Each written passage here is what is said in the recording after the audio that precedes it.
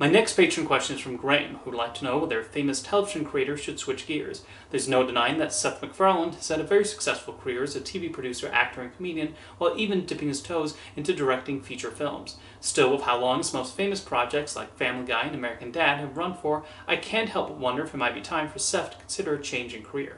Personally, I think it would be great if he were to turn focus to the music business, as he's proven to have a strong talent for singing. What do you think? Should Seth MacFarlane retire from animation and comedy and start trying to pursue a different career instead? Personally, looking at his career lately, I do think he's made a genuine effort to try out different things and pursue a number of his passions. As he's often said, some of his favorite things include Star Trek, classic musicals like The Sound of Music, and big band music. And with the success he's had with Family Guy in particular, that seems to have given him the opportunity to do just that. In fact, outside of voice acting and his contractual executive producer credit, he has not been creatively involved with his animated shows for several years now. He mostly steps in to record his lines, and that's largely it. His biggest creative involvement with Family Guy in the past 10 years has been a vaccine PSA he wrote, as this was a topic he felt was important to present to people in a convincing manner. And if that involved using Stewie and Brian Griffin, then that's what it takes. If a Family Guy movie ever got around to being produced, and I'm sure Disney would be on board with that, he would probably be involved in some writing capacity.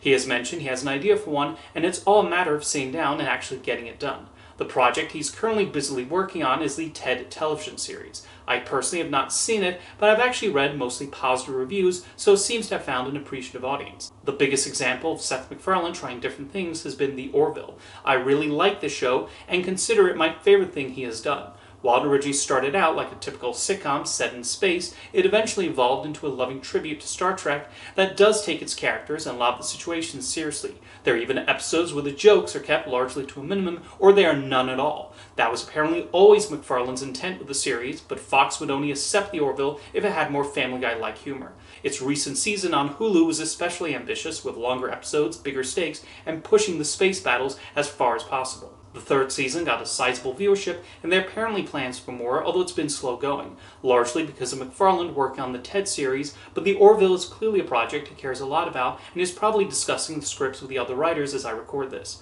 Like Gray mentioned, he's been quite successful as a singer with his performances of classic Broadway show tunes and Sinatra favorites. He is a fantastic singer and has done extremely well with his multiple albums. Mike the Mouse, the character he voiced in Sing, was obviously modeled after his love for Sinatra, and his performance of My Way is one of the highlights of the movie in my opinion.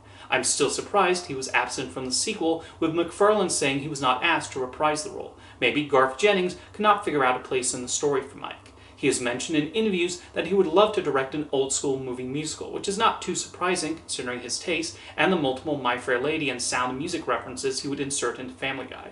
That's something I would certainly like to see him try, and he has the ability. Even though I was mixed on TED 2, I really liked the opening dance sequence that was one big homage to classic Hollywood musicals. Meanwhile, he recently became involved with Martin Scorsese's Film Foundation and funded the restorations of several classic cartoons by the Fleischers and George Pal. It's neat that he also cares a lot about preserving Hollywood history. Honestly, Seth MacFarlane should just do whatever most inspires him. It's clear he has a lot of ideas rattling around in his head, and he's certainly looked to branch out over the past several years and prove he's more than just the creator of Family Guy and the voice of half the Griffins. I don't even feel comfortable telling and giving career advice to entertainers, especially when it's someone as successful as MacFarlane, who has more than proven there are plenty of people who appreciate his comedic abilities. He's not even someone you see or hear that often, as he's primarily a producer these days, including recently on the new Naked Gun movie. As long as he's inspired and creatively fulfilled and bringing joy to people, whether through movies, animation, or singing, then that's perfectly fine with me.